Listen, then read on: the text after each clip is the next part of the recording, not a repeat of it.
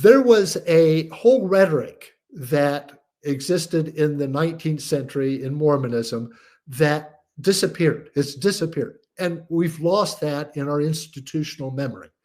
We don't remember that. So when we read things today, Dark Ages, we give a presentist reading to it and assume that, oh, you're talking about the European Dark Ages. And it's only because we're not familiar with the debates that were taking place during the 19th century. And what those sectarians are called, who say that spiritual gifts were done away with after the church was lost, we call them cessationists. Okay, so that was their justification for the Reformation, for starting their church and dismissing Catholicism. That after Catholicism ended, we have these gifts that were no longer around, but we don't need them anymore. They were only necessary during a time of darkness. So it's like the Mormons recognize the same thing, but for the Mormons, the cessation of spiritual gifts is a bad thing. But for the cessationists, it's a good thing. Yeah.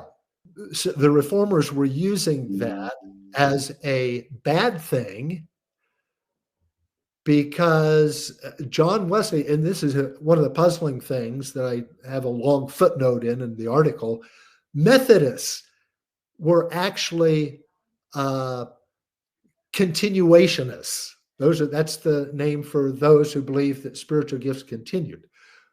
But that is, they would have been continuationists had they believed that there had not been an apostasy. But they believed that the Catholic Church was in apostasy, that they had to reform or restore the primitive Christianity to get those gifts back. Mm-hmm. So obviously, many of the primitivists in Joseph Smith's environment believed the same thing. Mormonism picked up that same banner and claimed that we're the restorationists.